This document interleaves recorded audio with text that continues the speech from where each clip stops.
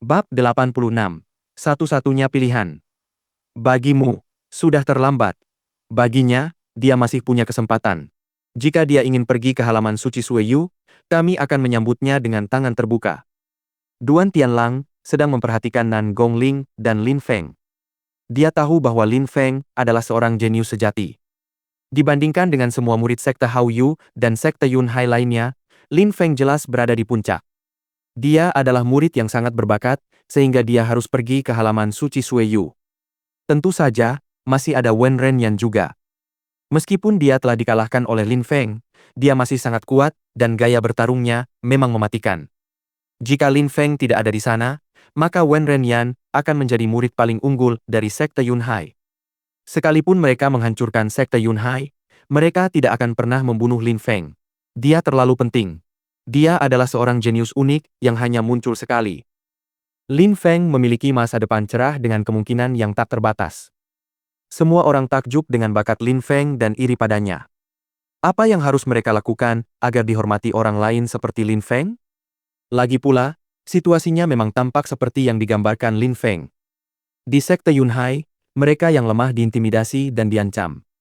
Jadi sekte Yun Hai tidak punya apapun untuk ditawarkan kepada mereka yang kekuatannya belum terwujud. Kalian berdua hanya perlu menyetujui persyaratanku dan pintu halaman suci Sueyu akan terbuka untuk kalian. Tidak perlu kuulangi, tetapi pernyataan bahwa kondisi pelatihan akan jauh lebih baik daripada di sekte Yun Hai adalah sebuah fakta. Duan Tianlang menatap langsung ke arah Lin Feng dan Wen Renyan. Halaman suci Sueyu itu lagi.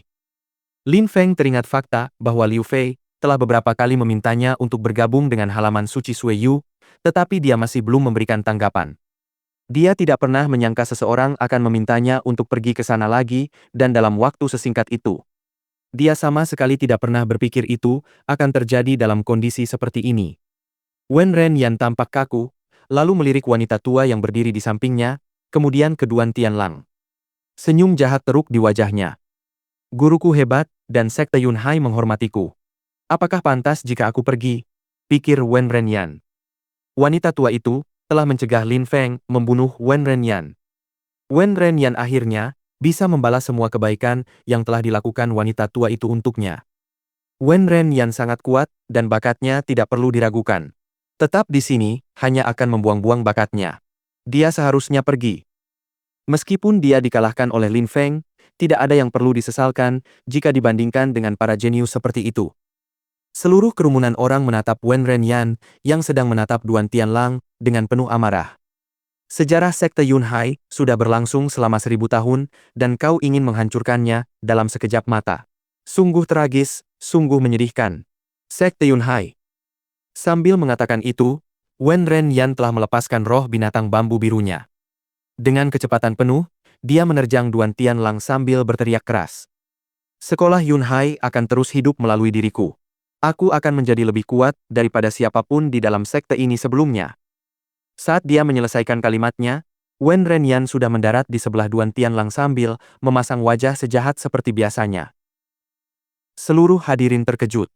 Mereka tidak tahu apa yang sedang dilakukan Wen Renyan dan mereka hanya melihat tatapan jahat di matanya.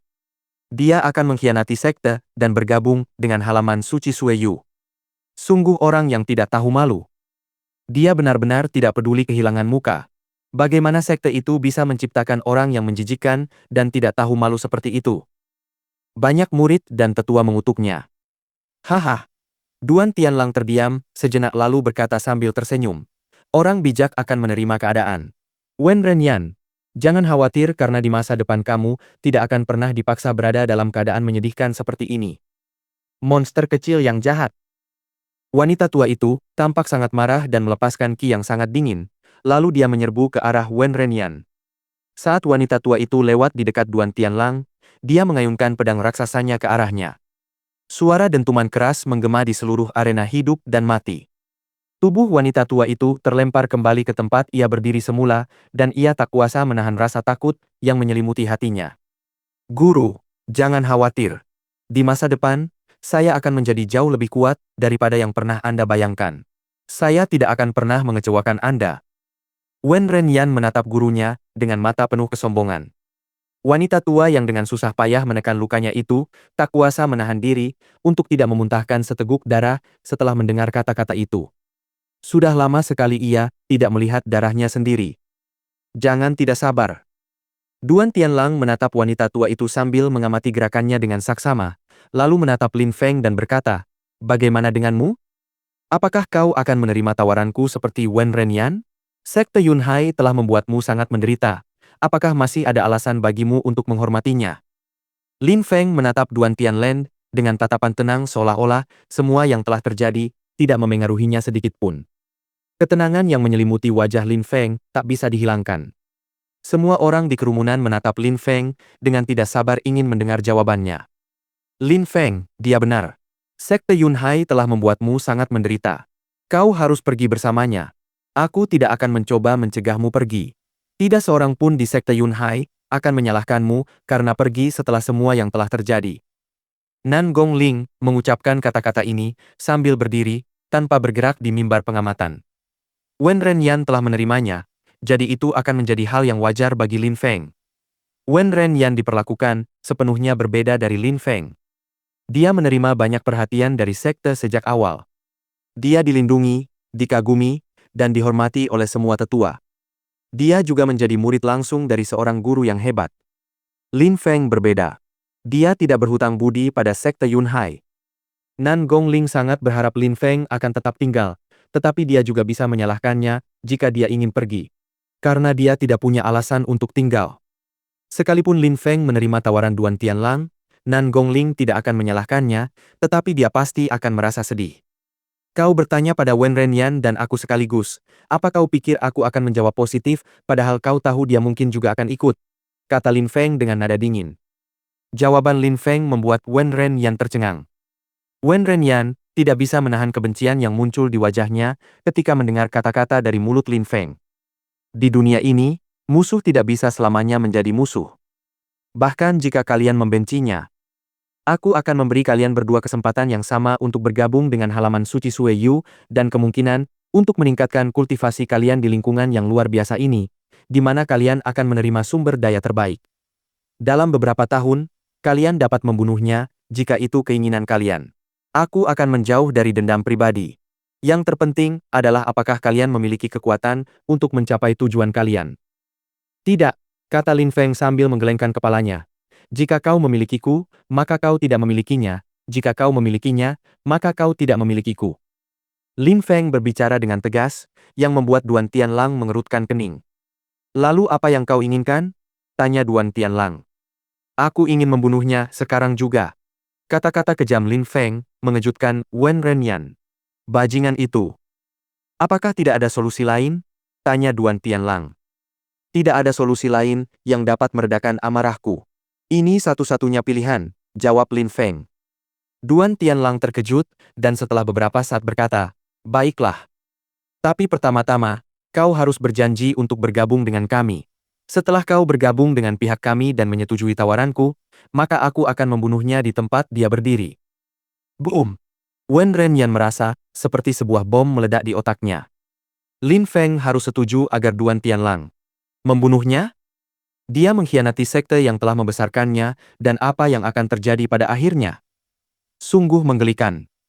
Semua orang yang menyaksikan merasakan merinding. Sungguh mengejutkan, Duan Tianlang begitu mementingkan Lin Feng, sehingga tiba-tiba ia siap membunuh Wen Renyan agar Lin Feng bergabung dengan mereka. Sepertinya Wen Renyan akan mati dengan cara yang menyedihkan. "Tidak.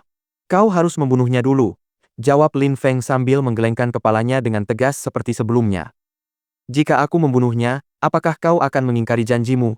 kata Duan Tianlang sambil menggelengkan kepalanya. "Apakah kau mencoba memanfaatkan aku?"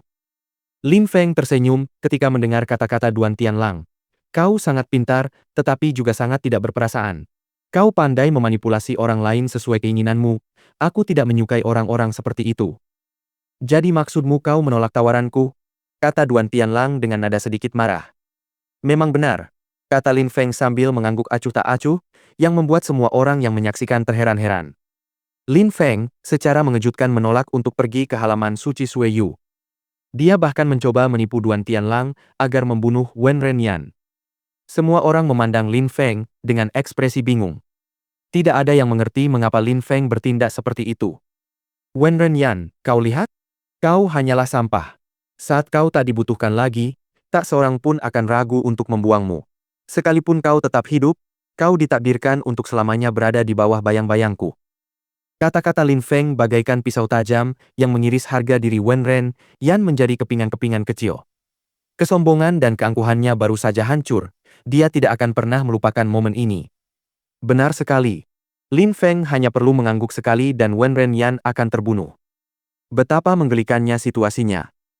Cukup sudah, kata Duan Tianlang yang kini sedang kesal setelah dimanfaatkan. Sambil menatap Lin Feng, dia berkata, aku kagum dengan keberanianmu, tapi bisakah kau memberitahu alasanmu menolak tawaranku?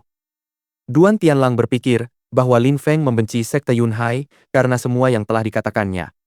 Dia bisa dengan mudah membunuh Wen Ren Yan kapan saja, jika itu bisa meyakinkan Lin Feng untuk bergabung dengan mereka. Meskipun Sekte Yunhai sendiri tidak terlalu berarti bagiku, aku berhutang budi atas pengakuan dan penghargaan pelindung Bei. Beliau sangat peduli padaku dan terus melindungiku. Selain itu, di Sekte Yunhai, aku memiliki teman-teman yang seperti saudara bagiku. Bagaimana mungkin aku meninggalkan mereka demi harta duniawi? Lin Feng masih memasang wajah yang sangat tenang. Kemudian dia menambahkan dengan nada acuh tak acuh.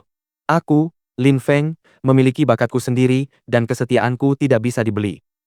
Suaranya tidak keras, tetapi semua orang mendengar dan memahaminya dengan jelas. Pelindung Bei peduli padaku. Bagaimana mungkin aku meninggalkan mereka demi hal-hal duniawi?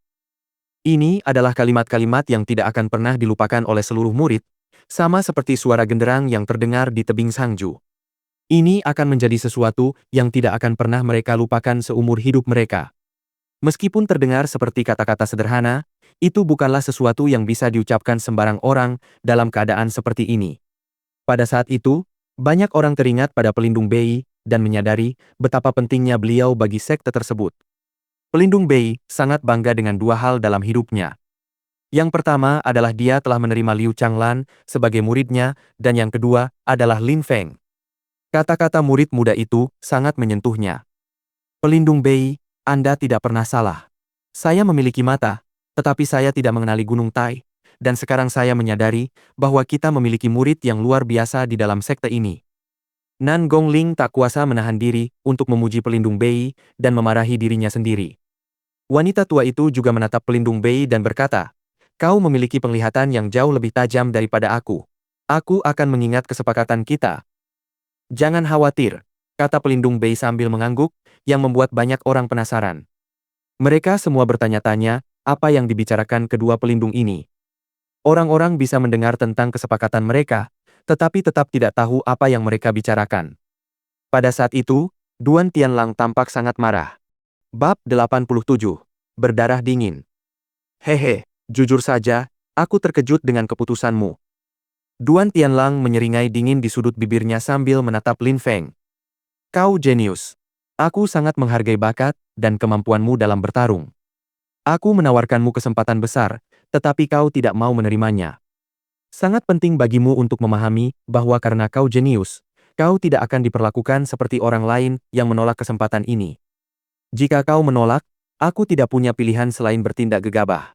Aku tidak akan membiarkanmu lolos begitu saja, dan aku tidak akan membiarkanmu terus hidup. Jika kau menolak, kau akan celaka. Duan Tianlang tiba-tiba dipenuhi niat membunuh saat ki yang kuat dilepaskan dan melesat ke arah Lin Feng. Ekspresi Lin Feng tidak berubah dari ekspresi tenangnya yang biasa. Dia jelas mengerti maksud Duan Tianlang, tetapi dia juga sudah memahami konsekuensi dari pilihannya. Beberapa keputusan dalam hidup perlu dipilih dengan hati-hati karena dapat membawa seseorang pada kematiannya sendiri. Duan Tianlang, aku tidak akan mengizinkanmu menyentuhnya. Pada saat itu, Liu Fei tiba-tiba melompat di depan Lin Feng untuk mencegah Duan Tianlang menyerang Lin Feng. Lin Feng tampak sangat marah melihat tindakannya. Dia selalu mengira Lin Feng adalah seorang mesum dengan niat tersembunyi. Dia tidak menyangka Lin Feng bisa mengatakan hal-hal yang begitu menyentuh dan mengharukan saat nyawanya dipertaruhkan. Sekarang dia telah menunjukkan karakter aslinya. Semua yang telah dia katakan sejauh ini sangat menyentuh hati Liu Fei. Dia telah menemukan aspek baru dari kepribadiannya yang belum pernah dia perhatikan sebelumnya. Lin Feng adalah sosok yang sangat berbakat, sehingga ia tak mungkin mati. Akan sangat disayangkan jika ia meninggal di sini dalam keadaan seperti ini. Pada saat itu, situasi sangat kritis bagi sekte Yunhai. Liu Fei mempertaruhkan nyawanya untuk membela sekte dan melindunginya. Dia berharap dapat menghindari hasil terburuk yang mungkin terjadi. Fei Fei, dia harus mati. Duan Tianlang terdengar sangat teguh dalam tekadnya. Aku tidak akan membiarkanmu menyentuhnya, kata Liu Fei sambil semakin marah. Dia menatap Duan Tianlang dengan tatapan jahat. Fei Fei, mengapa kau begitu peduli padanya? Apa artinya dia bagimu? Putra Duan Tianlang, Duan Han, menatap Lin Feng. Dia mengenalinya dari pertemuan mereka sebelumnya. Pada hari ketika dia datang ke sekte Yunhai bersama pasukan kavaleri lapis baja Qi Xie, mereka berhenti karena Liu Fei mengenalnya. Namun, Liu Fei mengatakan bahwa mereka hanya sesama murid dari sekte yang sama dan tidak lebih dari itu. Namun pada saat itu, Liu Fei sedang melindungi Lin Feng dengan nyawanya. Duan Han merasa gelisah. Dia adalah seorang jenius dan selalu berharap Liu Fei akan menjadi istrinya. Hubungan kami bukan urusanmu, kata Liu Fei sambil menatap Duan Han dengan tajam. Kemudian dia melirik semua pasukan kavaleri lapis baja Qi Xie dan menghela napas. Kalian semua harus mendengarkan saya tidak peduli siapa kalian, status kalian, atau bahkan perintah siapa yang kalian ikuti. Saya tidak akan membiarkan kalian menyentuhnya. Jika tidak, saya akan memberitahu ayah saya dan pasukannya akan datang untuk mengurus kalian. Wajah Duan Han terlihat sangat jelek saat itu. Kemudian dia berkata dengan nada yang sangat dingin, Fei Fei, apakah kau menyukai pemuda ini? Itu bukan urusanmu, kata Liu Fei dengan marah. Siapa yang dia sukai bukanlah urusan Duan Han. Duan Han tercengang. Ekspresinya berubah dari terkejut menjadi wajah yang menyerupai iblis jahat. Kemudian dia berkata dengan nada dingin, baiklah, baiklah. Sekarang ada alasan kedua baginya untuk mati. Lin Feng, kau selalu mengucapkan kata-kata panjang dan penuh kebenaran. Apa yang kau lakukan sekarang bersembunyi di balik gadis itu? Lin Feng tersenyum kecut. Liu Fei selalu melindunginya. Lin Feng bergerak ke depan Liu Fei, meraih tangannya dan berbisik, kau pacarku, bagaimana mungkin aku membiarkanmu melindungiku? HMPHH. Liu Fei tampak malu, tetapi senyum muncul di wajahnya. Bajingan itu, sejak kapan dia belajar bersikap sopan? Namun wajah Duan Han menjadi semakin buruk saat dia berteriak, pacarmu? Apa hakmu mengatakan bahwa Liu Fei adalah pacarmu? Lin Feng, berani-beraninya kau datang dan berkelahi denganku. Lin Feng, jangan, kata Liu Fei dengan sedikit nada khawatir. Liu Fei menarik lengan baju Lin Feng untuk menghentikannya. Dia jelas tahu betapa kuatnya Duan Han. Kekuatannya bahkan lebih menakutkan daripada Wen Renyan. Pedangnya jauh lebih kuat daripada yang ditunjukkan Lin Feng sebelumnya. Tapi, bagaimana mungkin Lin Feng mundur sekarang? Kau tidak berani? Duan Han tertawa. Lin Feng bergerak mendekati Duan Han. Duan Han berusia sekitar 18 tahun. Sekalipun dia sangat kuat, tidak ada alasan bagi Lin Feng untuk tidak mampu melawannya. HMPH, baiklah. Dengusan Duan Han. Wajahnya diselimuti aura jahat. Saat dia memegang pedangnya, sejumlah besar ki pedang muncul dan dilepaskan ke atmosfer. Energi pedang itu semakin menguat dan berdesing kencang di atmosfer. Perlahan-lahan, energi itu mulai mengumpulkan kekuatan lain. Kekuatan pedang. Seluruh penonton tercengang. Itu adalah kekuatan pedang yang dia gunakan. Putra Duan Tianlang, Duan Han, menggunakan kekuatan yang sama seperti Lin Feng. Kekuatan pedang yang dilepaskannya membelah atmosfer dan memenuhi seluruh arena. Ki dari pedangnya bahkan lebih kuat daripada milik Lin Feng, tetapi kekuatan pedang Lin Feng jauh lebih dahsyat daripada milik Duan Han. Lin Feng terkejut. Dia menghunus pedangnya dan, seperti Duan Han, dia melepaskan kekuatan pedangnya. CK, seorang ahli pedang tidak selalu harus menggunakan pedangnya, perhatikan baik-baik, kata Duan Han. Tiba-tiba, Duan Han menggerakkan tangannya, dan sepertinya ki pedangnya tiba-tiba bercampur dengan ki yang terkandung di dalam bumi dan langit. Pedangnya bersinar saat ki beredar masuk dan keluar dari pedangnya. Kerumunan orang tercengang. Tampaknya ki murni dilepaskan dari pedangnya. Bagaimana mungkin Duan Han bisa sekuat itu? Itu harus berupa keahlian yang sangat kuat dan ampuh. Pedang. Duan Han berteriak keras. Sebuah ki yang sangat kuat namun murni muncul dari telapak tangannya sambil memancarkan cahaya yang terang. Energi pedang di udara mengambil bentuk pedang dan tampak seperti mengarah langsung ke Lin Feng. Pada saat itu, seluruh ki pedang dan kekuatan pedang telah menyatu dan mulai menekan tubuh Lin Feng. Pedang energi itu melesat ke arah Lin Feng dengan kecepatan luar biasa. Lin Feng bisa menghindar, tetapi harus berhati-hati karena dengan menghindari pedang yang tercipta dari energi, dia akan rentan terhadap serangan lain. Duan Han adalah seorang ahli pedang yang jenius. Dia telah mempelajari dan mempraktikkan banyak keterampilan pedang. Lin Feng tidak punya pilihan selain mengakui bahwa Duan Han adalah seorang ahli pedang. Lin Feng tidak berpikir demikian tentang semua pengguna pedang yang pernah dia temui sebelumnya, bahkan jika mereka memiliki roh pedang, namun Duan Han berbeda. Pedang mematikan. Ketika Lin Feng melihat seluruh energi pedang yang terkumpul, dia meraih pedang panjangnya dan melepaskan sejumlah besar ki untuk memblokir serangan pedang energi yang datang. Sejumlah besar energi pedang mulai menyelimuti seluruh arena. Namun, tampaknya energi pedang Lin Feng tidak mampu menandingi energi pedang yang dilepaskan oleh Duan Han. Betapa dahsyatnya! Pupil matanya mulai membesar. Pada saat itu, dia sudah bisa merasakan energi pedang yang dilepaskan oleh Duan Han semakin mendekat, yang tiba-tiba membuat Lin Feng merasakan bahaya yang mengancam.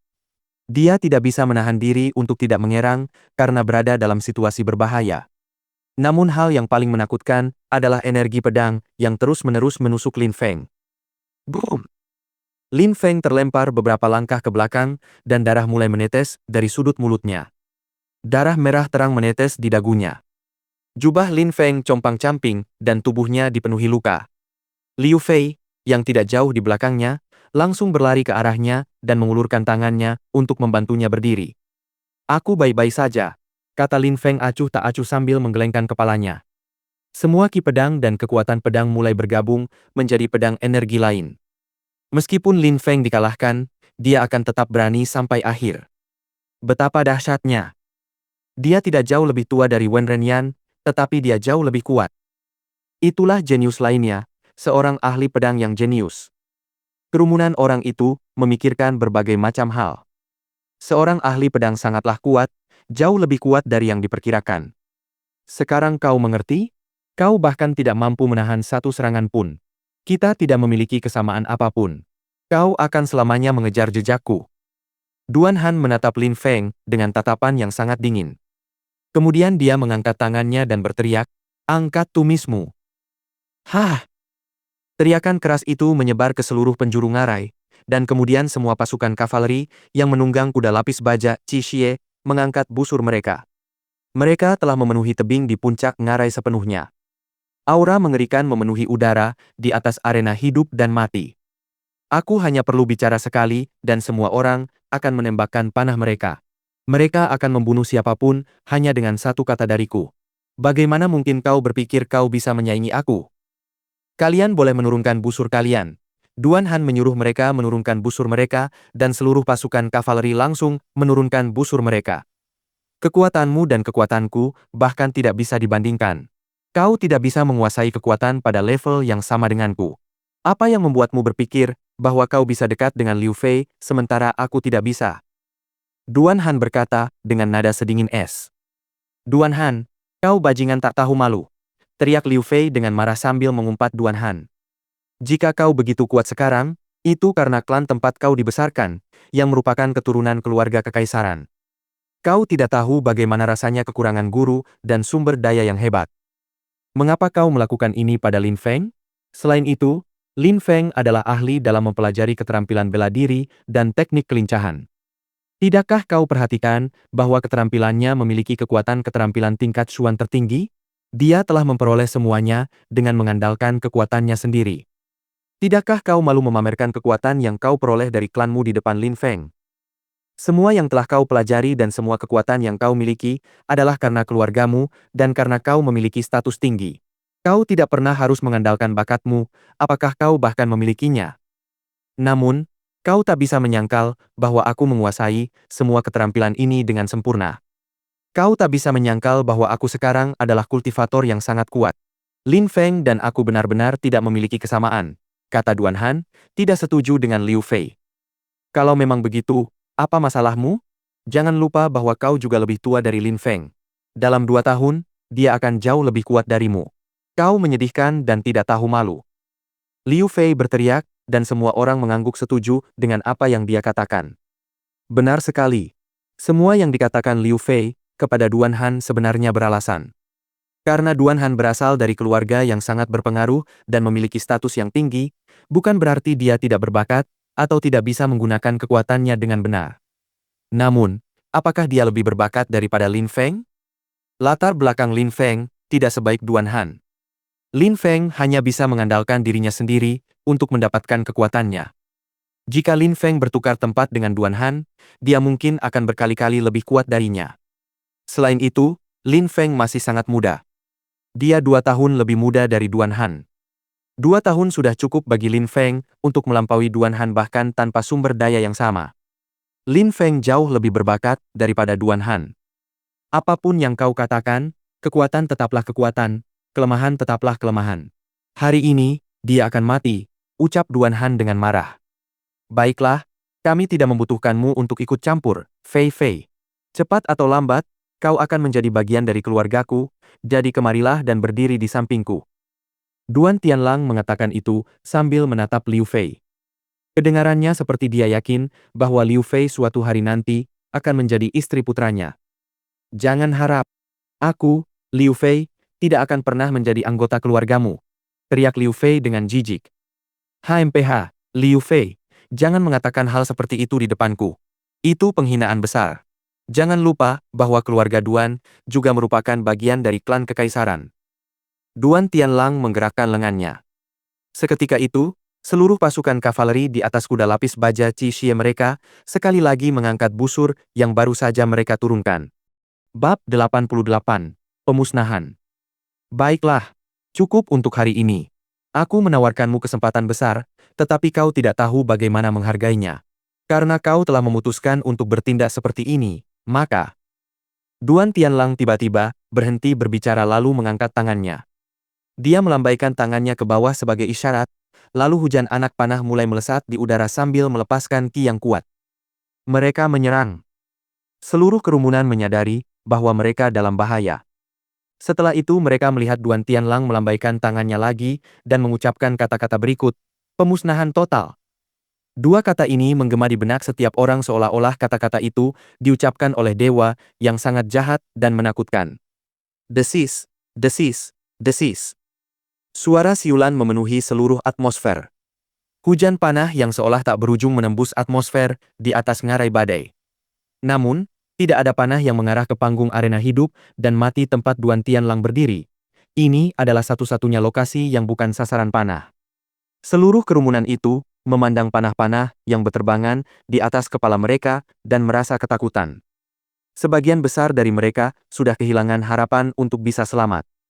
Ada begitu banyak anak panah dan masing-masing secepat dan sekuat meteor yang menghantam dari langit. Pasukan kavaleri di atas kuda lapis baja, Qi Xie, benar-benar sangat kuat. Jeritan mengerikan terdengar dan menggema di seluruh jurang.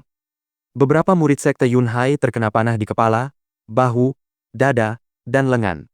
Darah merah terang memenuhi jurang seperti lautan. Hanya kultivator terkuat di dalam ngarai yang berhasil menghindari panah-panah itu. Menghindari panah saja sudah sulit, dan ini baru gelombang pertama panah.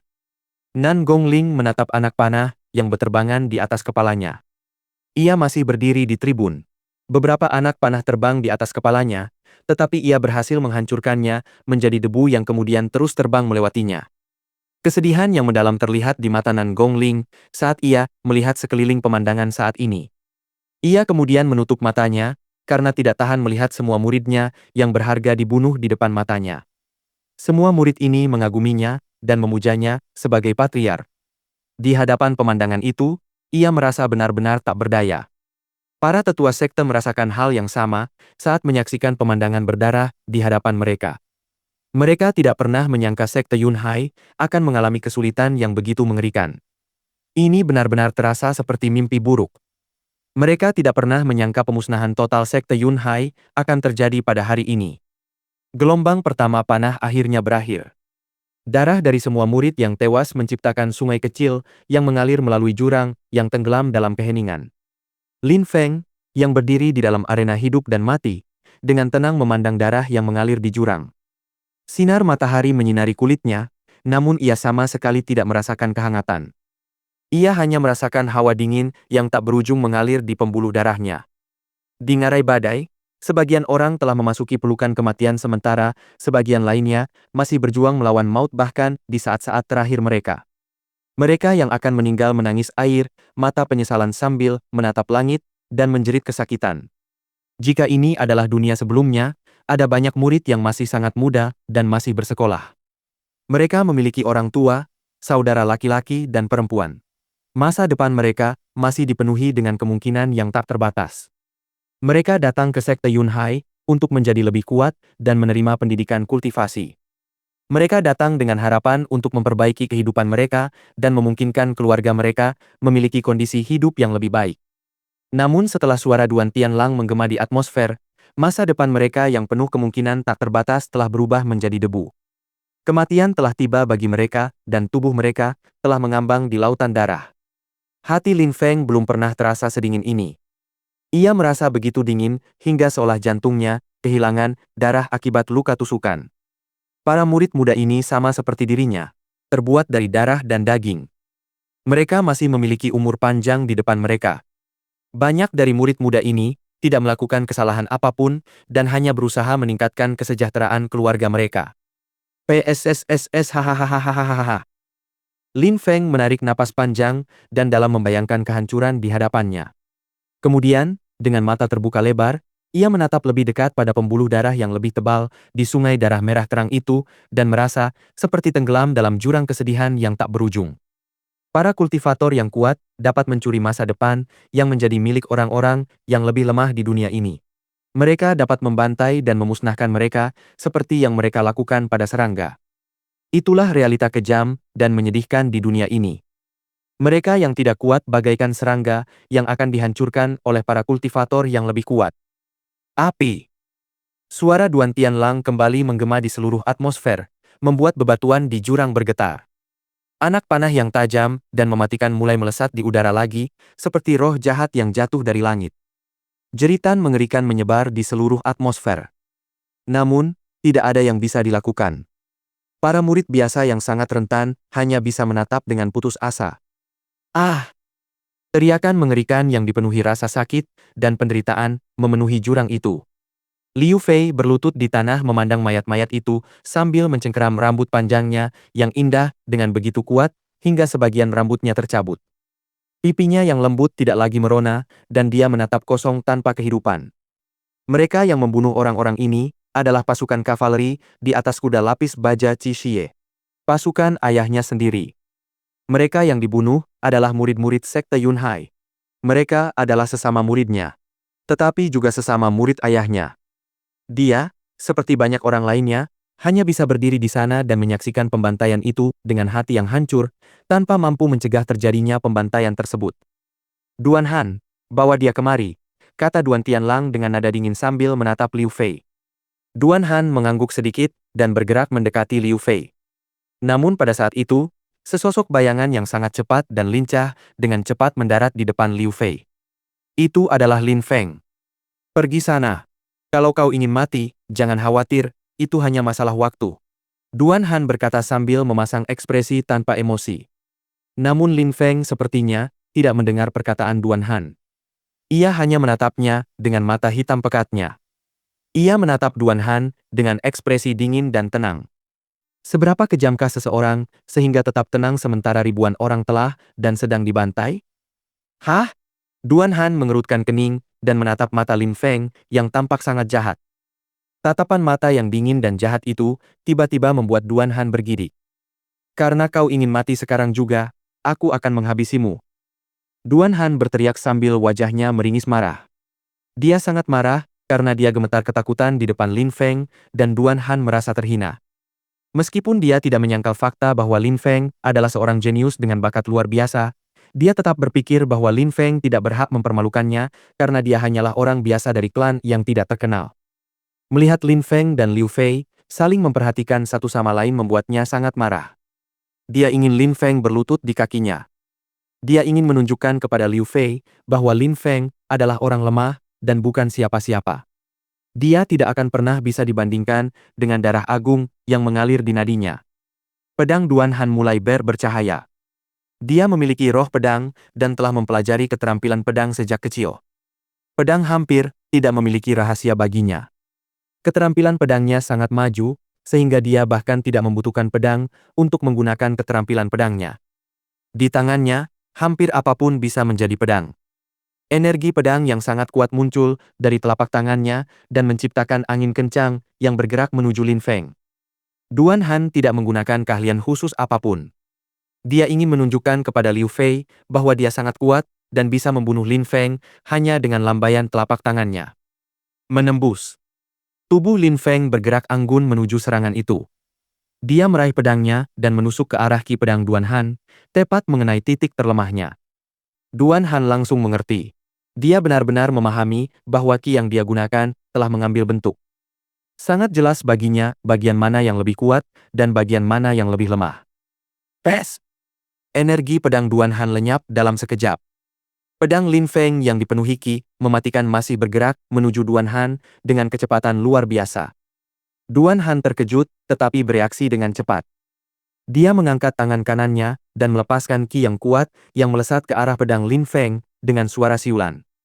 Namun, ki ini masih belum cukup untuk menghentikan serangan tersebut. Pedang yang melesat ke arahnya bahkan tidak melambat sedikit pun. Pedang itu masih dipenuhi ki mematikan yang berbau seperti kematian dan kehancuran. Duan Han mengerutkan kening. Dia adalah kultivator lapisan Ling Qi keempat. Dia jauh lebih kuat dari Lin Feng, tetapi mengapa pedang Lin Feng memberinya firasat buruk seperti itu?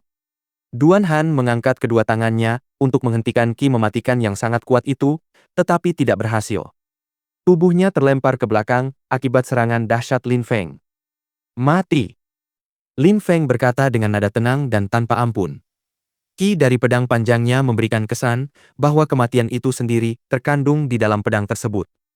Kekuatan pedangnya juga terpancar tanpa henti dari pedang panjangnya. Ki dan kekuatan yang keluar dari pedang Lin Feng tampak begitu alami, seolah-olah diserap langsung dari kekuatan langit dan bumi. Bagaimana mungkin? Duan Han menatap ke depan dan tidak percaya dengan apa yang dilihatnya. Kekuatan pedang itu, semuanya telah menyatu dalam harmoni yang sempurna. Bahkan dengan latihan bertahun-tahun pun, dia tidak mampu melakukan hal seperti itu. Pedang itu secepat kilat dan kekuatannya luar biasa. Duan Han sama sekali tidak punya waktu untuk menangkis serangan dengan kekuatan sebesar itu. Dia tidak punya pilihan selain menghindar. Dia mungkin menggunakan pedang nirvananya. Mampu mempertahankan kekuatan itu, bahkan selama serangan kedua benar-benar luar biasa. Lin Feng adalah seorang jenius dalam hal mempelajari keterampilan. Kekuatannya benar-benar menakutkan. Dia pasti tidak akan mati hari ini. Perhatian pelindung Bei sejak awal tertuju pada Lin Feng. Semua orang di sekte Yunhai boleh mati kecuali Lin Feng. Pelindung Bei bukannya kejam atau tak kenal ampun ketika berpikir bahwa semua orang bisa mati kecuali Lin Feng. Dia hanya berpikir bahwa jika hanya satu orang yang selamat, itu pasti Lin Feng karena dialah satu-satunya harapan masa depan sekte tersebut. Pelindung Bei bahkan berpikir bahwa jika dia harus mati, itu tidak akan menjadi masalah selama Lin Feng tetap hidup. Langkah bayangan. Duan Han mulai bergerak dengan kecepatan penuh. Seluruh tubuhnya tampak seperti bayangan saat berusaha menghindari pedang mematikan Lin Feng. Lalu dia berhenti dan melihat pakaiannya. Pakaiannya robek dan compang-camping karena hampir terkena serangan sebelumnya. Saat melihat itu, wajahnya berubah dan dia tampak sangat jahat. Lin Feng secara mengejutkan hampir melukainya dan berhasil merobek pakaiannya. Jika dia lebih lambat satu langkah saja, pedang mematikan itu akan langsung menembus dadanya. Duan Han hanya bisa merasakan rasa malu dan penghinaan yang luar biasa. Dia, yang telah menembus lapisan Ling Qi keempat, tiba-tiba hampir terluka oleh Lin Feng, yang baru menembus lapisan Ling Qi kedua. Sama seperti beberapa saat yang lalu, dia kembali dipermalukan oleh Lin Feng. Kamu sangat beruntung, tapi sekarang aku harus serius. Duan Han berusaha menyembunyikan amarahnya dan tetap tenang. Tentu saja, dia tidak akan mengakui bahwa dia hampir terluka oleh Lin Feng karena kesombongannya sendiri. Dia lebih memilih menganggapnya sebagai keberuntungan Lin Feng. Kau telah menembus lapisan Ling Qi keempat. Aku telah menembus lapisan Ling Qi kedua. Kau tampaknya sangat kuat dan tampaknya aku bahkan tidak layak untuk dilawan. Namun aku hampir melukaimu dan kemudian kau menganggapnya sebagai keberuntungan. Aku lihat kau pasti tidak serius ketika kau lari terbirit-birit.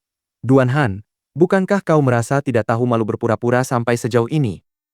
Lin Feng menyeringai tipis. Matanya yang hitam pekat memancarkan niat membunuh. Kata-katanya mengejek Duan Han. Bab 89. Sebuah pedang yang kesepian. Bagaimana bisa kau begitu tidak tahu malu di sini?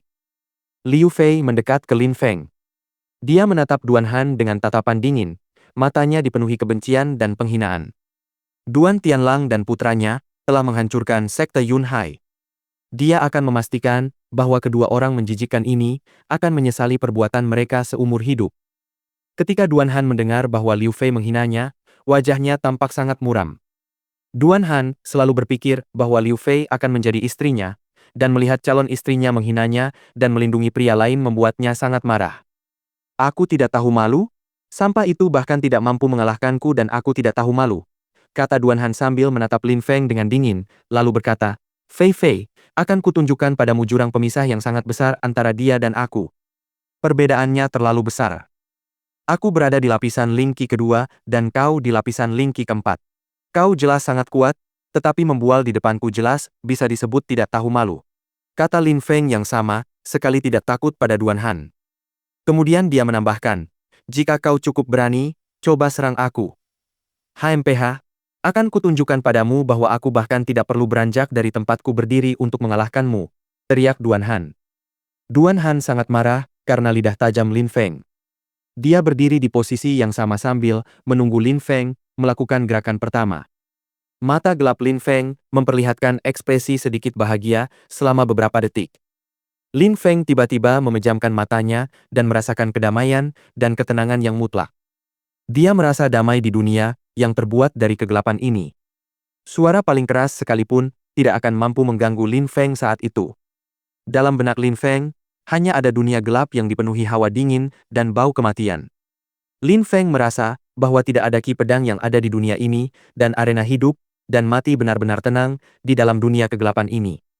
Pada saat itu, bayangan abu-abu kehitaman muncul dari pedang Lin Feng, perlahan memenuhi atmosfer. Bayangan itu tampak seperti bayangan kematian yang datang untuk menjemput orang mati. Kematian itu dingin. Kematian itu gelap. Kematian ada di sini. Lin Feng membuka matanya dan matanya dipenuhi kegelapan yang tak terlukiskan, yang membuatnya tampak lebih kejam dari sebelumnya. Lin Feng mulai bergerak, dan ki berwarna abu-abu kehitaman yang keluar dari pedang panjangnya mulai mengikutinya. Pedangnya tampak seolah mampu memusnahkan seluruh 10.000 makhluk yang ada di alam semesta. Kemudian dia memulai serangan lain menggunakan jurus pedang Nirvana. Pedang kesepian. Kekuatan yang dipancarkan oleh pedang itu jauh lebih lemah dari sebelumnya. Ki-nya tidak mengeluarkan suara siulan saat menembus udara. Pedang kali ini tampak kesepian dan sunyi. Pedang itu memancarkan aroma kematian seolah-olah akan memusnahkan segala sesuatu di dunia untuk menjadikan dirinya satu-satunya yang tersisa. Sebuah pedang yang kesepian. Wajah Duan Han berubah drastis. Seolah-olah dia memahami bahaya pedang yang ada di tangan Lin Feng. Dia dikelilingi oleh energi mengerikan yang berbau kematian dan pertempuran. Dia tidak bisa menahan diri untuk tidak gemetar ketakutan. Penggerak surgawi. Duan Han menggunakan keterampilan berkualitas tinggi tingkat Xuan. Sebuah esensi yang sangat kuat muncul di depan tubuh Duan Han saat dia mulai mundur. CRRRR. Terdengar suara kecil.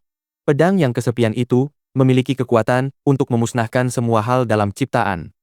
Bahkan teknik tingkat Xuan berkualitas tinggi milik Duan Han pun lenyap saat menyentuh energi yang dipancarkan oleh pedang Lin Feng. Enyah. Pada saat itu, teriakan keras menyebar ke seluruh atmosfer. Sebuah pedang yang menyilaukan mematahkan ki dari pedang yang sendirian itu. Tubuh Lin Feng terlempar ke belakang seperti daun yang tertiup angin, tetapi serangan itu akhirnya mencapai tujuannya dan Lin Feng terbatuk-batuk mengeluarkan beberapa tegukan darah. Orang yang menyerang adalah Duan Tianlang. Wajahnya menjadi sangat dingin. Dia tampak seperti siap membunuh Lin Feng di tempat. Para ahli pedang berada dalam kesatuan sempurna dengan pedang mereka, hingga mereka dapat bertukar energi satu sama lain. Ini disebut kekuatan persatuan. Kekuatan persatuan memungkinkan para ahli pedang untuk bergerak, tetapi didukung oleh kekuatan pedang yang diberikan oleh pedang mereka. Hal ini juga memungkinkan mereka untuk melakukan serangan yang lebih kuat dan dahsyat yang tidak lagi bergantung pada ki. Hanya para jenius sejati yang mampu menguasai kekuatan mereka hingga tingkat sedemikian rupa. Mereka setidaknya harus berada di lapisan Ling Qi untuk menggunakan kekuatan persatuan. Namun, kekuatan tersebut jauh lebih efisien dan ampuh ketika para kultivator telah menembus lapisan Ling Qi kelima atau keenam sebelum menggunakannya. Duan Han, putra Duan Tianlang, pada saat ia berhasil menembus lapisan Ling Qi ketiga, telah mempelajari cara menggunakan kekuatan persatuan. Dia adalah seorang jenius sejati. Energi pedang dan kekuatan pedang yang dilepaskan saat menggunakan kekuatan kesatuan tidak mudah tersebar. Kekuatan kesatuan sangat terkonsentrasi dengan kekuatan dan beberapa kali lebih kuat daripada kekuatan normal. Hanya ahli pedang jenius yang dapat memahami kekuatan di balik kekuatan kesatuan sebelum mencapai lapisan Xuan Qi. Lin Feng, yang baru saja menembus lapisan Ling Qi kedua, berhasil mengecoh Duan Han. Lin Feng baru saja mulai menggunakan kekuatan persatuan beberapa saat yang lalu, tetapi dia tidak bisa mengendalikannya, itulah sebabnya Duan Tianlang punya waktu untuk menginterupsi serangannya. Pada saat itu, darah mengalir dari sudut mulut Lin Feng, tetapi matanya yang gelap masih menunjukkan ekspresi bahagia. Ayah dan anak bertarung bersama melawan satu murid. Kami benar-benar tidak memiliki kesamaan. Aku tidak akan pernah bisa sebegitu tidak tahu malunya. Kata-kata Lin Feng begitu tajam, sehingga Duan Han merasa seperti ditusuk jantungnya. Diam kau! Seru Duan Han dengan sangat marah, membuatnya tampak seperti iblis. Ia membenci Lin Feng dari lubuk hatinya. Duan Han, apa gunanya berdebat dengan seseorang yang sudah mati? Duan Tianlang mengatakan itu dengan suara keras namun acuh tak acuh, lalu mulai bergerak lurus menuju Lin Feng. Duan Tianlang, menyerang murid junior benar-benar hal terburuk yang bisa dilakukan oleh seorang kultivator senior yang bijaksana. Kau adalah orang yang tidak berguna. Nan Gongling dan beberapa tetua jatuh dari langit dan mendarat di arena hidup dan mati tepat di depan Lin Feng. Duan Tianlang melangkah maju, namun ketika melihat semua tetua yang menyertai Nan Gongling, ia ragu-ragu. Tiba-tiba, ki yang sangat kuat memenuhi atmosfer dan langit tampak seperti akan runtuh karena tekanan tersebut. Kita akan membunuh orang-orang tua ini secara perlahan seiring waktu, tetapi pertama-tama kita harus membunuh Lin Feng. Duan Tianlang mengatakan ini dengan nada netral seolah-olah dia tidak mengatakan sesuatu yang istimewa. Dia membawa serta beberapa kultivator luar biasa untuk mendukungnya dan tidak takut akan kekuatan Sekte Yunhai, Patriark Sekte Hao Yu, Patriark Desa Gunung Es dan Salju, serta Patriark Sekte Mo Shou. Mereka semua adalah kultivator yang sangat kuat. Mereka juga membawa serta para tetua dan murid mereka sebagai pendukung. Mereka adalah kekuatan tempur yang jauh lebih kuat daripada Sekte Yunhai. Pada saat itu, tujuan mereka adalah untuk memusnahkan Sekte Yunhai, mengambil semua yang menjadi milik mereka, dan kemudian membaginya secara merata di antara mereka. Itulah salah satu alasan mengapa Duan Tianlang berhasil meyakinkan semua patriark untuk bergabung dengannya dan membantunya mendapatkan murid-murid unggul untuk dikirim ke halaman suci Sueyu. Ada banyak hal yang bisa diambil dari Sekte Yunhai. Harta karun yang menakjubkan, keterampilan dan teknik kelincahan yang mendalam, serta para murid muda yang luar biasa ini. Pasukan kavaleri lapis baja Qi Xie, bantai mereka semua. Duan Tianlang melambaikan tangannya. Seketika itu juga, pasukan kavaleri yang menunggang kuda lapis baja Qi Xie mulai berpacu menuju bagian dalam jurang. Duan Tianlang, aku adalah Patriark Sekte Yunhai. Jika kau ingin menghancurkannya, maka kau harus bertarung melawanku. Nan Gongling mulai bergerak dengan kecepatan luar biasa dan ki raksasa yang mengandung unsur kekuatan melesat langsung ke arah Duan Tianlang. Kenapa aku harus takut? Kata Duan Tianlang sambil tersenyum dingin, lalu tubuhnya langsung melayang ke udara. Nan Gongling mengikutinya ke udara. Di ketinggian, pedang Duan Tianlang mulai bercahaya dan dia mencoba menyerang Nan Gongling dengan serangan mendadak yang sangat kuat. Ledakan! Ikan pithon raksasa itu membentangkan sayapnya lebar-lebar dan Patriark Sekte Mo Shou duduk di atasnya dengan tatapan jahat. Mata binatang buas itu sangat menakutkan. Betapa jahatnya! Pelindung Bei melepaskan roh bangaunya, lalu roh itu terbang dengan kecepatan kilat dan menerjang ikan ular terbang. Semua orang memilih lawan masing-masing dan pertempuran besar pun dimulai. Itu adalah medan pertempuran luas yang dipenuhi darah dan kekuatan. Seperti badai yang bergerak dari satu tempat ke tempat lain, meninggalkan kehancuran dan mayat. Di darat, di udara, dimanapun berada di dalam ngarai yang dilanda badai itu, pertempuran terjadi. Arena pertarungan hidup dan mati berguncang begitu hebat, sehingga tampak seperti akan runtuh akibat tekanan yang begitu besar. Mata hitam pekat Lin Feng menatap sekeliling medan pertempuran besar itu. Lin Feng merasa bahwa patriark, pelindung Bei, dan para tetua sekte ini berjuang untuknya. Lin Feng tidak pernah menyangka bahwa orang-orang ini akan mencoba memusnahkan sekte Yunhai. Ia terutama tidak pernah menyangka bahwa begitu banyak orang akan berjuang untuknya. Perasaan dingin yang sangat menusuk menyerbu hatinya, seperti air terjun es. Lin Feng merasakan rasa memiliki yang tiba-tiba di dalam sekte Yunhai. Orang-orang berjuang untuknya. Mereka mempertaruhkan nyawa mereka untuk melindunginya. Nan Gongling, pelindung Bei, serta para tetua lainnya sangat kuat. Mereka mungkin memiliki kekuatan untuk memenangkan pertempuran ini, atau menakut-nakuti lawan agar mundur dari pertarungan tanpa mempertaruhkan nyawa mereka. Tidak ada yang pasti, tetapi setidaknya masih ada secercah harapan.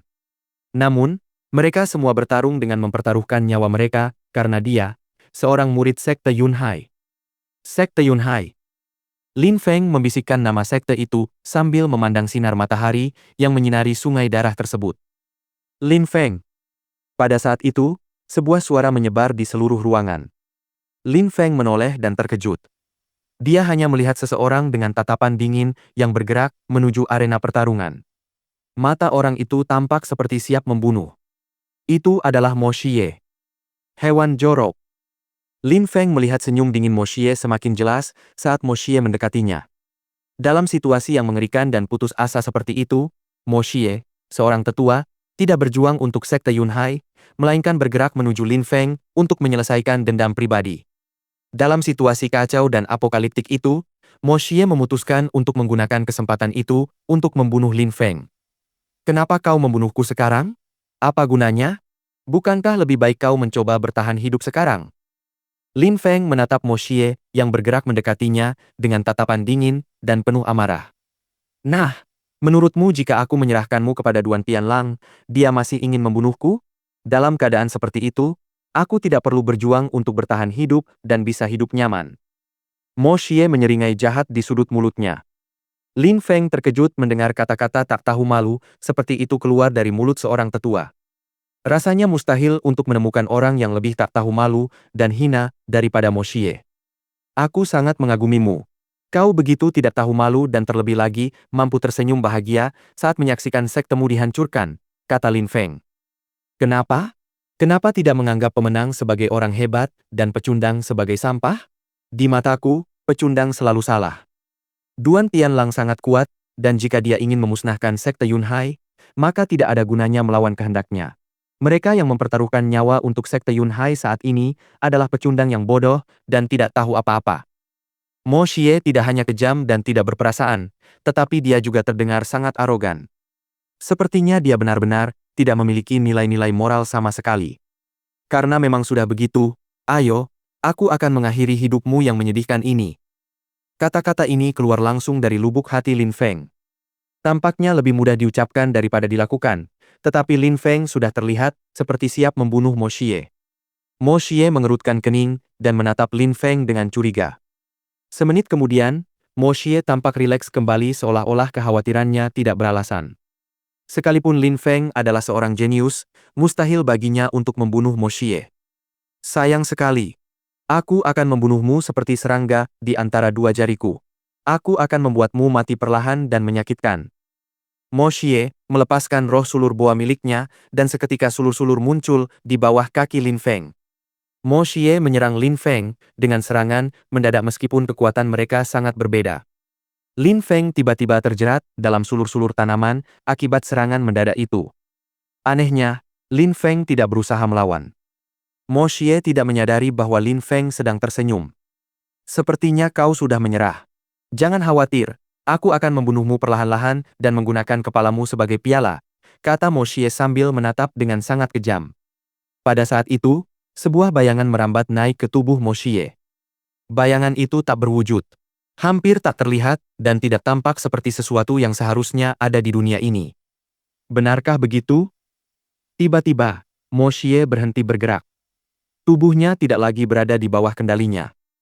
Ia gemetar dari ujung kepala hingga ujung kaki karena ketakutan. Itu dia. Mo Xie tidak akan pernah melupakan hari itu ketika bayangan hitam itu benar-benar menindasnya. Pada saat itu, ada bayangan yang menghalanginya untuk bergerak. Bab 90. Kesedihan dan tragedi. Lin Feng, kau sudah tahu tentang ini kan? Mo Xie merasa tubuhnya benar-benar membeku. Dia tidak bisa bergerak. Lin Feng, beberapa saat sebelumnya, tidak menghindari serangannya, tetapi membiarkan dirinya diserang dengan sukarela. Namun bayangan itu belum muncul sejak terakhir kali, jadi bagaimana mungkin Lin Feng tahu bahwa bayangan itu akan muncul? Lebih tua. Mo Xie mengatakan itu kepada bayangan tersebut, tetapi tidak berani bergerak. Dia takut karena hidupnya bisa berakhir dalam sekejap. Sekte ini masih memiliki tetua bejat seperti Anda, ini sungguh memalukan. Suara itu muncul entah dari mana. Tiba-tiba, cahaya hijau gelap melesat di udara dengan kecepatan luar biasa. Tidak ada siluet yang terlihat, hanya cahaya yang melesat di udara. Ketika cahaya itu menghilang, siluet itu akhirnya muncul. Orang ini mengenakan jubah hitam yang tampaknya menutupi sebagian wajahnya. Tiba-tiba, siluet itu mengeluarkan belati yang ujungnya meneteskan darah merah terang. Darah itu jelas milik Mo Xie. Mo Xie masih berdiri di tempat yang sama, seperti beberapa saat sebelumnya, dan masih benar-benar tidak bergerak. Matanya terbelalak lebar, seolah tak percaya dengan apa yang dilihatnya. Ia masih tak percaya bahwa dalam sepersekian detik itu, tetua tersebut telah mengakhiri semua kesempatan hidupnya di dunia ini. Darah tiba-tiba menyembur keluar dari tenggorokannya, dan tubuhnya ambruk dengan keras ke tanah. Aku tak pernah menyangka bahwa suatu hari nanti, aku akan menggunakan belati ini melawan seorang tetua sekte. Sungguh menyedihkan. Suara lelaki tua itu terdengar putus asa. Pelindung Kong, kata Lin Feng kepada lelaki tua berjubah hitam itu. Jadi begitulah ceritanya. Bayangan itu milik lelaki tua yang melindungi tebing jurang. Bagaimana kau tahu aku ada di sini? Pelindung Kong menatap Lin Feng sambil mengangguk. Saat dia menggunakan roh bayangannya, hanya ada bayangan. Beberapa saat yang lalu, pelindung Kong belum mengungkapkan bahwa dia telah tiba, namun Lin Feng dengan sengaja memancing Mo Xie untuk menyerangnya. Persepsi. Lin Feng menjawab dengan tenang. Rohnya memungkinkannya untuk merasakan dunia. Dia tidak membutuhkan matanya untuk mengamatinya. Dia bisa merasakan dan memahami semua hal dan pergerakannya. Dalam benak Lin Feng, dunia kegelapan itu sebenarnya sangat jelas, seolah-olah dialah pencipta kegelapan tersebut. Segala sesuatu yang mengelilinginya dikenalnya dan tampak sangat jelas. Meskipun Protektor Kong telah menggunakan bayangannya, Lin Feng secara mengejutkan mampu merasakan kehadirannya. Lin Feng kemudian mengerti bahwa bayangan itu adalah bayangan yang telah melindunginya terakhir kali dia diserang oleh Mo Xie. Protektor Kong kemudian mengangguk. Lin Feng, kau adalah pemuda paling luar biasa yang pernah kutemui. Kau adalah seorang jenius sejati. Tinggalkan tempat ini dan pergilah sejauh mungkin. Pergilah sejauh yang kau bisa dan mari, kita berharap suatu hari nanti, Sekte Yunhai akan terlahir kembali. Suara pelindung Kong dipenuhi kesedihan. Dia adalah pelindung Sekte Yunhai, dan pada hari itu, sekte yang dia lindungi sedang dimusnahkan. Jika aku masih hidup, aku pasti akan membawa Sekte Yunhai ke masa depan.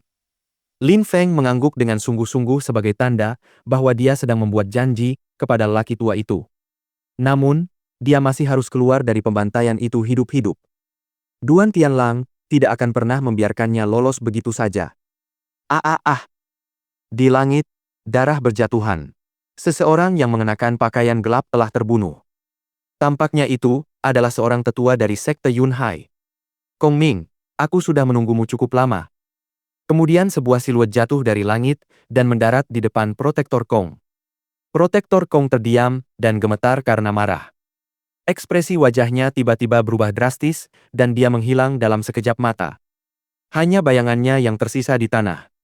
Pada saat itu, sebuah siluet di langit sedang menatap darah dan kemudian mayat Mo Xie di tanah. Wajah orang itu dipenuhi kebencian. Sekte Yunhai, aku telah berbuat banyak untuk kalian dan pada akhirnya, kalian malah membunuh putraku satu-satunya. Bagaimana bisa kalian melakukan ini? Mo Changlan sudah kehilangan akal sehat.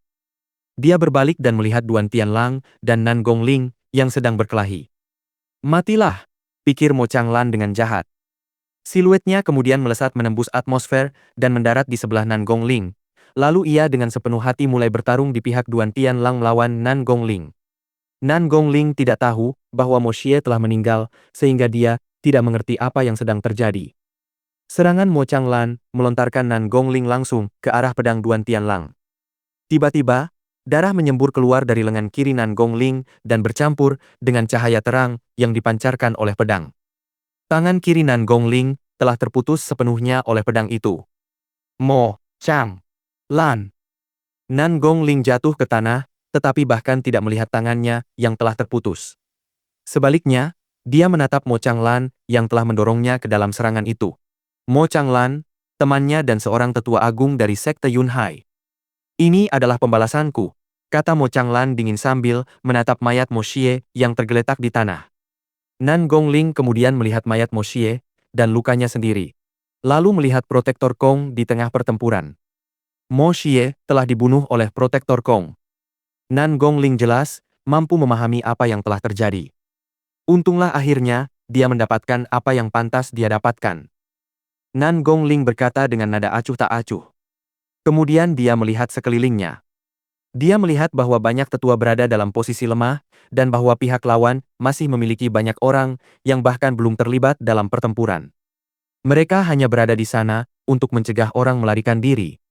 Seluruh anggota sekte Yunhai segera berkumpul di sekelilingku. Nan Gongling meneriakkan kata-kata itu dengan sangat lantang dan tiba-tiba, banyak orang berdatangan dari segala arah menuju arena pertarungan hidup dan mati. Semakin banyak orang berhenti melawan lawan mereka saat ini. Mereka meninggalkan lawan-lawan tersebut dan bergabung dengan Nan Gongling di panggung pertarungan tertinggi. Selain Nan Gongling yang tangannya terputus, banyak orang lain yang terluka dan berlumuran darah. Lin Feng berdiri di belakang kerumunan. Dia tampak tenang, tetapi matanya dipenuhi kesedihan di hadapan tragedi seperti itu. Apakah kamu tahu apa yang harus dilakukan sekarang? Saat darah terus mengalir dari lengan Nan Gongling, dia terus menatap Duan Tianlang dengan tajam. Semua orang di kerumunan itu tidak membutuhkan penjelasan. Mereka semua mengangguk sebagai tanda bahwa mereka telah memahami maksud Nan Gongling. Pelindung Bei, bawa dia. Nan Gongling mengatakan hal itu kepada pelindung Bei dengan nada serius. Pelindung Bei mengangguk dengan sungguh-sungguh. Roh bangal miliknya, di antara semua orang yang hadir, adalah roh yang terkuat dan tercepat. Segera setelah itu, pelindung Bei mendarat di sisi Lin Feng. Dia melepaskan rohnya, membentangkan sayapnya, dan meraih Lin Feng. Lin Feng akhirnya mengerti maksud Nan Gongling. Mereka menginginkan. Semua orang, termasuk para tetua, menatap Lin Feng. Berbagai macam ekspresi terlihat di wajah mereka, tetapi beberapa di antaranya menunjukkan harapan. Semua orang memandang Lin Feng dengan penuh harapan. Lin Feng adalah satu-satunya harapan mereka. Lin Feng merasakan sakit kepala yang hebat. Ia merasa seperti baru saja menerima beban yang sangat berat di pundaknya. Orang-orang kuat ini rela mengorbankan nyawa mereka untuk memastikan Lin Feng selamat. Mereka rela berkorban untuknya. Semua nyawa ini hanya untuk menyelamatkan satu nyawa.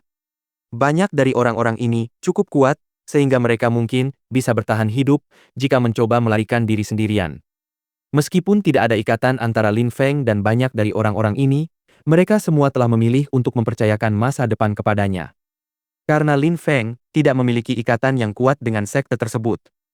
Mereka tidak tahu apa yang akan dia lakukan jika dia berhasil melarikan diri hidup-hidup, tetapi mereka semua tetap menunjukkan ekspresi lega seolah-olah mereka telah melakukan semua yang mereka bisa. Satu-satunya yang tidak memperhatikan Lin Feng adalah Nan Gongling. Dia sedang mengamati lawan-lawannya. Aku, Lin Feng, memiliki bakatku sendiri dan kesetiaanku tidak bisa dibeli. Bagaimana mungkin dia tidak percaya pada orang yang mengucapkan kata-kata itu? Nan Gongling hanya memiliki satu tujuan, membiarkan Lin Feng melarikan diri sementara mereka membuka jalan untuknya. Pergi! Nan Gongling berteriak sangat keras, lalu segera melompat ke udara lagi dan bersiap untuk bertempur. Semua orang mulai bergerak bersamaan dengan Nan Gongling. Sekte ini sedang dihancurkan di bawah pemerintahanku. Sekte Yunhai, mohon maafkan aku. Aku sangat menyesal. Energi Qi yang sangat kuat terpancar dari tubuh Nan Gongling dan dia terjun ke medan pertempuran untuk membuka jalan tanpa ragu-ragu. Ini adalah penyesalan terbesar dalam hidupnya, bahwa di zamannya Sekte Yunhai telah jatuh ke dalam keadaan yang begitu menyedihkan. Kamu akan mati. Teriakan keras memenuhi udara, dan tiba-tiba, pedang bercahaya melesat di udara disertai dengan berbagai serangan berbeda. Boom! Tubuh Nan Gongling berubah menjadi abu. Patriark termuda dalam sejarah Sekte Yunhai telah meninggal dunia. Tak seorang pun tampak merasa kasihan padanya atau menangis terseduh-seduh. Semua tetua Sekte Yunhai dengan tenang menatap tubuhnya yang sudah mati. Mereka diserang dari segala arah dan juga mengalihkan perhatian musuh dari pengejaran Lin Feng. Ini bukanlah yang seharusnya terjadi. Beberapa tetua masih berusaha menghindari serangan yang datang dan melawan musuh-musuh sekte. Mereka tidak peduli mati untuk sekte, tetapi mereka masih berharap bisa bertahan cukup lama untuk membunuh lawan mereka. Mati! Mati! Mati! Mati! Angin kencang bertiup di atas arena. Setiap tetua berusaha bertahan selama mungkin dan bertarung tanpa henti dengan mengerahkan seluruh kekuatan mereka. Lawan hanya menyerang dan bahkan tidak perlu membela diri. Satu persatu para tetua itu tumbang akibat berbagai serangan. Ini adalah kesempatan terakhir mereka untuk menunjukkan kemauan dan tekad mereka. Lin Feng menatap mereka tanpa berkedip sekalipun. Semua orang yang bertarung sampai mati itu akan menoleh dan menatap Lin Feng untuk terakhir kalinya sebelum mereka mati. Ayo pergi. Protektor Bei akhirnya mulai bergerak dengan kecepatan penuh seperti komet yang bergerak menuju cakrawala. Sayap bangga itu menciptakan pusaran angin saat mengepak di udara. Kekuatan pusaran angin itu terasa menyakitkan bagi Lin Feng seperti pisau yang menusuk kulitnya, tetapi saat ini hatinya jauh lebih sakit. Murid-muridnya, teman-temannya, dan bahkan para tetua yang tidak berhutang budi padanya, namun tetap mengorbankan nyawa mereka untuknya. Mereka semua akan mati sementara dia harus terus hidup. Kamu pikir kamu mau pergi kemana? Sebuah suara lantang menggema di seluruh ruangan. Suaranya tetap tajam seperti biasanya. Sebuah pedang berkilauan muncul. Itu adalah lelaki tua yang berdiri di sebelah Duan Tianlang. Bayangan yang menusuk, matilah. Sebuah suara keras menyebar di seluruh atmosfer, tetapi sepertinya datang entah dari mana. Hanya cahaya hijau gelap yang berkedip, tetapi cahaya itu, semua orang melihatnya. Pemilik roh bayangan dapat membunuh tanpa bergerak. Dia dapat mencabut jiwa orang lain dari tubuh mereka dan mengambil nyawa mereka. Beraninya kau, teriak sebuah suara dengan sangat keras. Bayangan dan pedang raksasa yang berkilauan itu bertabrakan. Untuk sesaat, seolah-olah keduanya berusaha menelan satu sama lain. Lelaki tua itu terluka, dan darah mulai mengalir dari dadanya. Pada saat itu, bayangan muncul sementara lengan dan belati telah menghilang dari pandangan. Pelindung Bei bahkan tidak melihat apa yang baru saja terjadi dan terus terbang menuju cakrawala. Bersambung.